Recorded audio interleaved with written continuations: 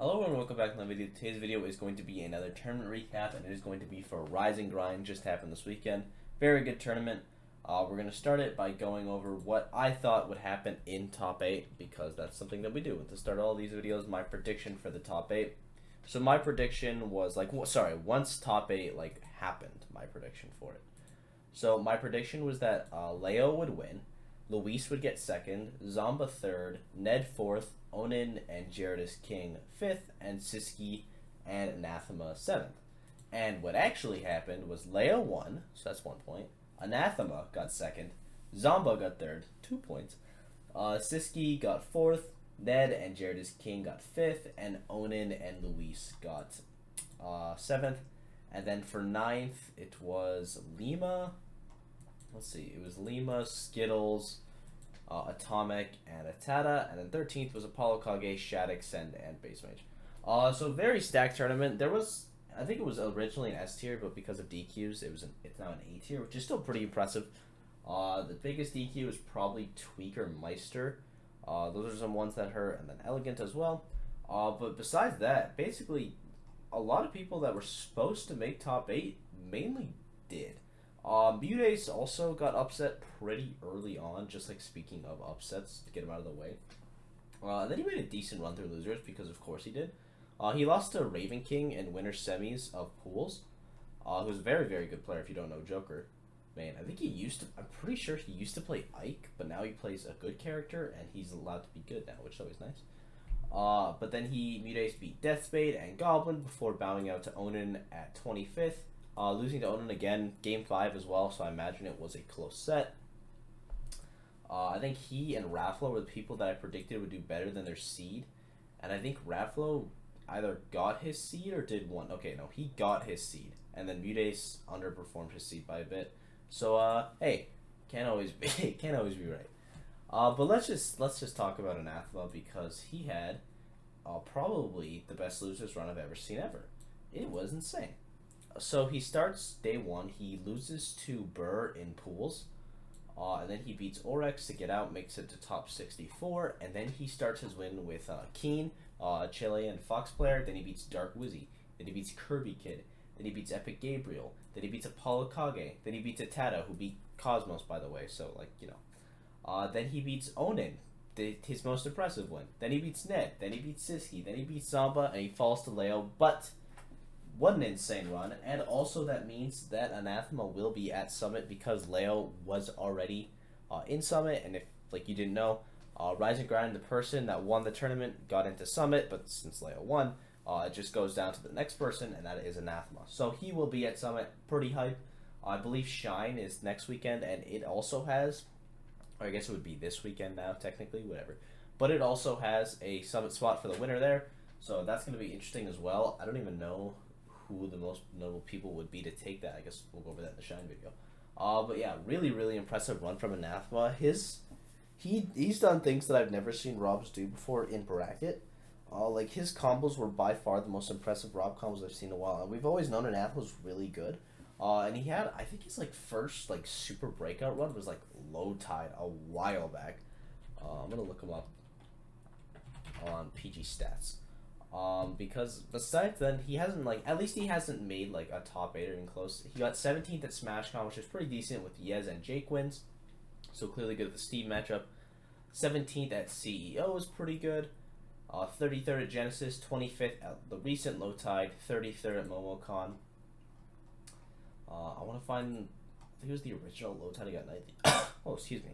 He got 7th at Let's Make Big Moves, and I think that's the only top 8 he has aside from this one. Yes, I believe so. I got 17th at the other low tide. So yeah, just a really good player, and then him having another insane run like that, it was due, because he is just so amazing, and yeah, he played out of his mind, and also beat Onan, which I thought Onan was a shoo-in to win this tournament. Excuse me, I am shocked that Onan did not win.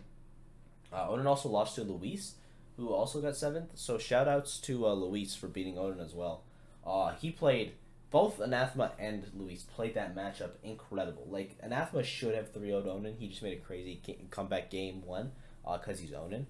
But like they was both a very impressive sets from both of them. They clearly are very good at the matchup, and like the way Luis dealt with Minecart especially was just insane. Ned also had a really good run. He beat Send, Epic, Gabe, and Siski before falling in top 8. Let's see, did he get any super notable ones before that? He also beat Waltz, which is pretty good in campaign. So yeah, he's just like, he had a really good run. We haven't, like, Ned, I think he was like 30 or something on the PGR. He was around like low 30s, high 20 area on PGR. But we haven't seen him have a top 8 run, I don't think ever. I think he got top 8 at like Infinity Con. The first tournament back, like a really long time ago. Oh, and he got top 8 at Combo Breaker as well. I think he actually did pretty decent at Combo Breaker. He got like 5th or 4th or something. He got 4th at Combo Breaker. But then like since then he's just been like really consistent. Like 17th at Double Down's really good. 9th at SmashCon with like a ton of wins, where he did lose to Anathema as well there. Shouts to that. 9th at Low Tide as well. 9th at Poor Priority. 9th at Let's Make Big Moves. So a lot of 9th places, but he finally broke into that top 8 through Winner's Side, getting that 5th. Just a really impressive run. And now that's another Sephiroth that we've seen in top 8. It's like Ken, Tweak, Ned, one of the higher represented characters, I guess, in Ultimate, which feels weird because I feel like you don't see any of them, but just all the people that play him are amazing. Shattuck got a win on Shag, pretty good. Zomba, we haven't seen Zomba in the top 8 since I think it was Crown was the last one, which was like the first tournament of the season, which is like, it's good to see him back because he had a little bit of a part there where wasn't doing as well. Unfortunately didn't get the summit spot, getting 3rd, but still, like, he had 9th at SmashCon, which is good, and then he had, I think it was like 17th as he got 4th at Crown, by the way. He got 9th at CEO, 5th or 33rd at Double Down, so honestly not even that bad of a streak. Just the 33rd at Double Down isn't great. But then like 9th at SmashCon, Double Down is like, or not Double Down, CEO, or like rarely good, especially a SmashCon one. So yeah, but him getting like 3rd, we haven't seen that since like Glitch. So that was very impressive. Zomba's obviously amazing. Got a Luis win, Shattuck, Burr, all amazing players. So just really impressive. Cosmos, again, he lost to a Ness. Again, I feel like he just has a Ness problem. I don't know why. Because he lost to Gact. He lost to Syrup, even though he did get the run back on Syrup at SmashCon, I think it was. But then he lost to Atada right here. And then he also lost to Nico in Losers, who also beat Iani and Peanut. So that's pretty impressive. But yeah, that interesting. But the real Aegis of the tournament is Leo. Shouts really quick. Peanut was like 1 hit away from beating Leo with a KO punch confirmed. So that's kind of funny. So shouts to Peanut because he's insane.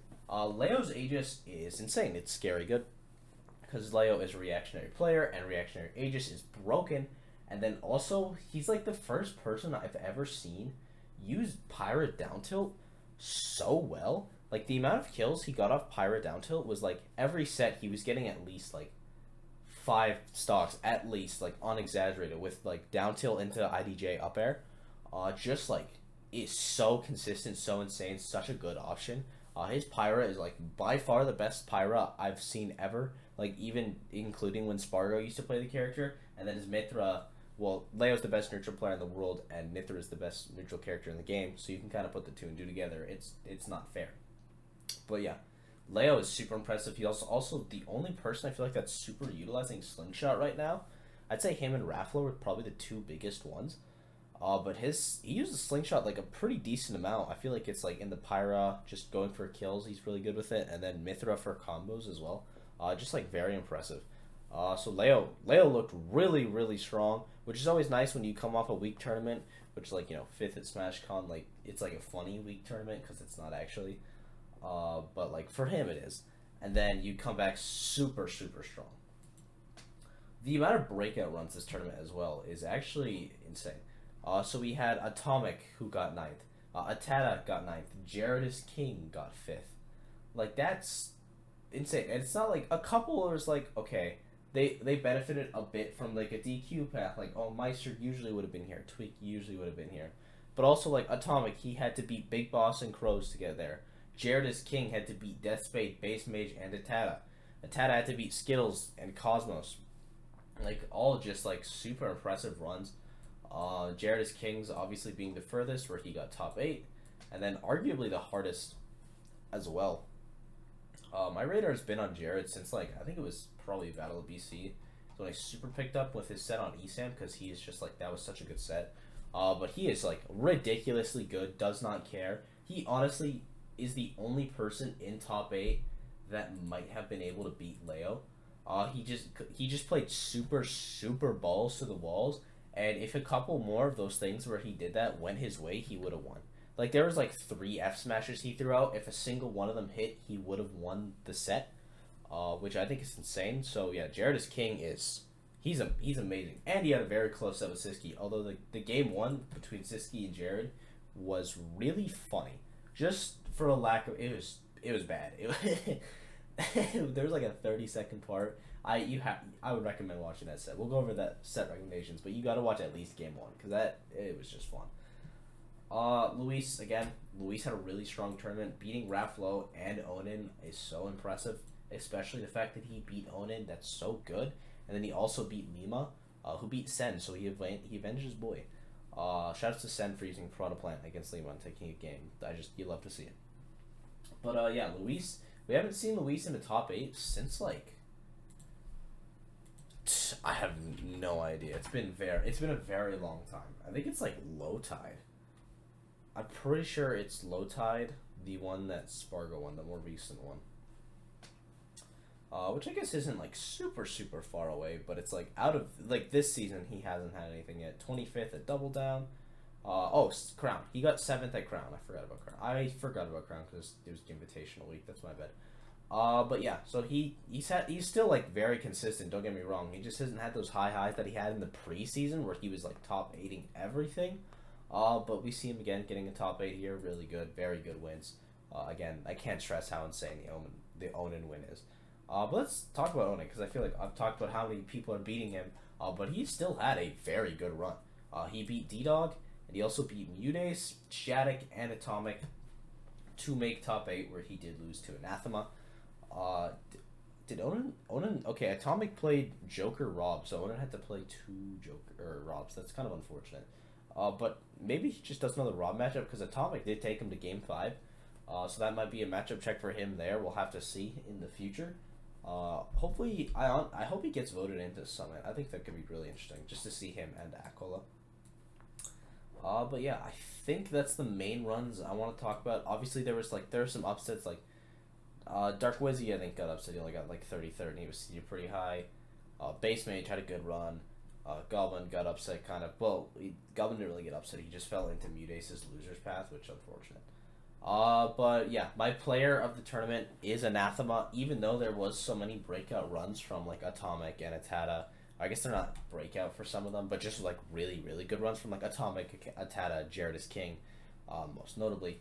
Just Anathema's run is so impressive. The amount of wins he gets, and he starts it in losers, and then every single win he gets is like PGR or could be PGR player. Just such a good run. And then in losers as well, getting like that win on Onan again. Can't stress. Ned and then Siski and Zomba, just really good, and he just looks so clean doing it. So yeah, my player of the tournament is Anathema. My sets to watch, game 1 of Jared is King versus Siski, and then the rest of the set is good too. Just game 1 I really liked because it was funny. Zomba Luis was really good. Luis Onan was really good. Just Onan or Luis just played that so well. What else was good? Luis Lima was probably the best set of the tournament, or at least in my opinion it was. Luis had a banger tournament. All of his sets were really fun. Jared is King. Leo was really good. Ned Siski was really good as well. And obviously Grants was amazing. Leo just like played it so well. So yeah, those would be my sets to watch. Player of the tournament is Anathema. Thank you guys for watching. I hope you enjoyed. If I missed your favorite top player, sorry. Please let me know what you want me to say about them, or like what I thought their run was, how they did, all that stuff. If I said something wrong, I don't think I did, but I might have.